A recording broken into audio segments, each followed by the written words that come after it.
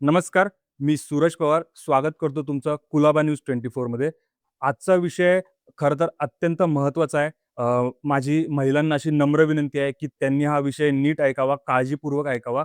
मी असं नाही म्हणत आहे, की फक्त महिलांनीच ऐकावा, तर पुरुषांनी सुद्धा किंवा आपल्या समाजाने हा विषय अत्यंत नीट ऐकणं गरजेचं आहे. खरं तर आत्ताची जर घटना बघितली आपण, आत्ता मध्यंतरीची जर घटना बघितली, की पुण्यामध्ये एका नराधमाने 4 वर्षाच्या चिमुकलीचा वाईट कृत्य करून तिचा जीव घेतला. अशा प्रकारची कृत्य ही नेहमीच घडत येत आहेत. ह्याला कुठेतरी आळा बसणं खरंच गरजेचं आहे. महिलांच्या सुरक्षेसाठी खरंच प्रश्न सारखा उपस्थित होतोय. याचं कुठेतरी मला दुर्दैव वाटतं. परंतु माझा प्रश्न असा आहे, की महिलांसोबत होणारं हे कृत्य फक्त शांततेच्या जागी किंवा जिथे कोणी नसेल, अंधार असेल, अशा एकट्या ठिकाणी होतं का? तर नाही. महिलांसोबत मला वाटतं हे कृत्य प्रत्येक ठिकाणी मग ते पब्लिक प्लेस असो किंवा कार्यालय असो, ऑफिस असो, कंपन्या असो, अशा ठिकाणी सुद्धा महिलांसोबत असे लैंगिक छळ होत असतात. परंतु याला कुठेतरी आळा घालणं गरजेचं आहे. अ, तर त्याच संदर्भात मी आज तुमच्याशी बोलणार आहे.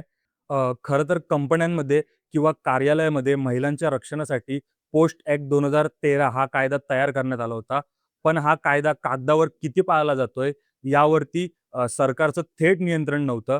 त्यासाठी महाराष्ट्र शासनाने 14 मे 2026 रोजी एक परिपत्रक जारी केलंय. या परिपत्रकानुसार या कायद्याची आता थेट चौकशी होणार आहे. वरिष्ठ अधिकाऱ्यांची एक मोठी फौज तयार करण्यात येणार आहे. ही फौज थेट कार्यालयामध्ये जाऊन या सगळ्या गोष्टींची तपासणी करणार आहे. या संदर्भात एक परिपत्रक जारी केलंय. त्याबद्दलच मी आज तुम्हाला माहिती देणार आहे. ती तुम्ही नीट ऐकावी अशी माझी तुम्हाला सगळ्यांना नम्र विनंती. खरं तर महिलांच्या रक्षणासाठी, त्यांच्या सुरक्षिततेसाठी अनेक कायदे तयार होतात. पण या कायद्यांची अंमलबजावणी होते की नाही या प्रश्नाचं उत्तर शोधण्यासाठी महाराष्ट्र शासनाने हा निर्णय घेतल्याचं सांगितलं गेलंय. खरं तर फक्त नियम बनवून चालणार नाही, तर ते नियम पाळले जातात की नाही यावरती लक्ष असणं खरंच खूप गरजेचं होतं. हे या ठिकाणी स्पष्ट होतंय. त्या अनुषंगानेच महाराष्ट्र शासनाने हे पाऊल उचललंय. तर आपण त्याची आता पुढे माहिती घेऊ. खरं तर या कायद्याचे 2 मुख्य नियम आहेत. नियम क्रमांक 1 असा, की ज्या ठिकाणी 10 पेक्षा अधिक कर्मचारी कार्यरत आहेत, अशा ठिकाणी अंतर्गत समिती स्थापन करणे बंधनकारक असते. तर दुसऱ्या बाजूला ज्या ठिकाणी 10 पेक्षा कमी कर्मचारी कार्यरत आहेत, अशा ठिकाणी स्थानिक पातळीवर समिती तयार करण्यात येते. पण या समित्या कुठेतरी कागदापुरतच मर्यादित राहिल्यात. कारण की अनेक महिलांना अनेक ठिकाणी त्यांनी तक्रार कुठे करावी हेच त्यांना माहीत नसतं. तर याच सगळ्या गोष्टींना चाप लावण्यासाठी महाराष्ट्र शासनाने ही तपास मोहीम सुरू केली. असं कुठेतरी आपल्याला या परिपत्रकाच्या माध्यमातून समोर येतंय. तर आता मुख्य प्रश्न असा येतो, की नेमकं या कायद्याची तपासणी कोण करणार आहे? तर महाराष्ट्र शासनाने या कायद्याची तपासणी करण्यासाठी वरिष्ठ अधिकाऱ्यांना अधिकार दिलेत. ही एकूण 12 नावं आहेत. मी ती तुम्हाला एकाखाली एक वाचून दाखवतो. त्याचसोबत मी तुम्हाला स्क्रीनवर महाराष्ट्र शासनाचं ते परिपत्रक दाखवतो.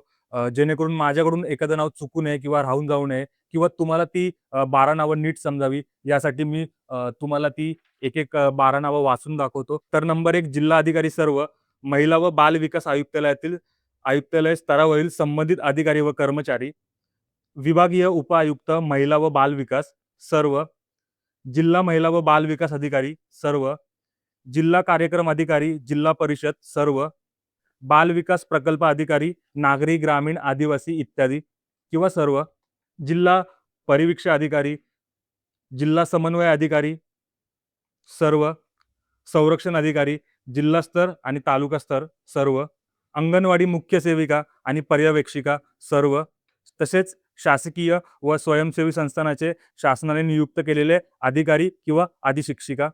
तर अशा काही अधिकाऱ्यांना महाराष्ट्र शासनाने ही तपासणी करण्याचे अधिकार दिले आहेत. तर आता आपण जाणून घेऊया, की नेमकी ही तपासणी कशी केली जाणार आहे आणि या तपासणीमध्ये नेमकं काय पाहिलं जाणार आहे.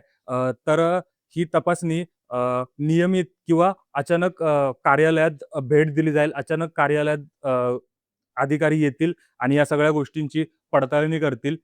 तसेच या तपासणीत मुख्य म्हणजे कार्यालयात अंतर्गत तक्रार समिती स्थापन केल्या गेल्या आहेत की नाही हे बघितलं जाईल. महिलांना तक्रार निवारण्यासाठी योग्य वातावरण हे कंपन्यांमध्ये, कार्यालयामध्ये दिलं जातंय की नाही, हे हे देखील तपासलं जाईल. तसेच कायद्याच्या तरतुदींची योग्यता पूर्ण होते की नाही, हे देखील तपासलं जाईल. आणि कंपन्यांमध्ये याचे अहवाल, म्हणजे कंपन्यांमार्फत याचे अहवाल वेळेवर सरकारला पाठवले जातात की नाही, याची देखील सखोल चौकशी होईल. बघा आता अनेक आय-टी कंपन्या किंवा खाजगी कंपन्यांमध्ये, कॉर्पोरेटमध्ये अशा समित्या असतात. परंतु मला असं वाटतं, की छोट्या कंपन्या किंवा छोटी कार्यालय जिथे असतात किंवा दुकान, हॉस्पिटल अशा ठिकाणी सरकारनी लक्ष देणं गरजेचं आहे. कारण की अशा ठिकाणी महिलांना या कायद्याबाबत जास्त माहिती नसते किंवा माहितीच नसते, असं मी म्हणेन. त्याचसोबत ग्रामीण भागात ही जबाबदारी अंगणवाडी मुख्य सेविका आणि पर्यवेक्षिका बघणार आहेत. हा खरं तर खूप चांगला निर्णय आहे. कारण की ग्रामीण भागातील ग्राउंड लेव्हलची माहिती ही त्यांना नक्कीच चांगली माहिती असते. तर फक्त अशा प्रकारचे नियम बनवून किंवा त्याची तपासणी करून चालणार नाही. तर या नियमांचं काटेकोरपणे पालन होते की नाही हे बघणं सुद्धा तितकंच गरजेचं आहे. त्याच सोबत जर कोणी या नियमांचं काटेकोरपणे पालन केलं नाही, तर अशांवर सरकार काय कारवाई करेल हे सुद्धा सरकारने स्पष्ट करणं गरजेचंच आहे. तर तुमच्या ऑफिसमध्ये किंवा तुमच्या कार्यालयामध्ये अशा प्रकारच्या समित्या आहेत का? आणि तुम्हाला या कायद्याची माहिती होती का? तुमच्या प्रतिक्रिया कमेंटमध्ये आम्हाला नक्की सांगा आणि अशाच नवनवीन माहितीसाठी आपल्या कुलाबा न्यूज 24 ला फॉलो करायला विसरू नका.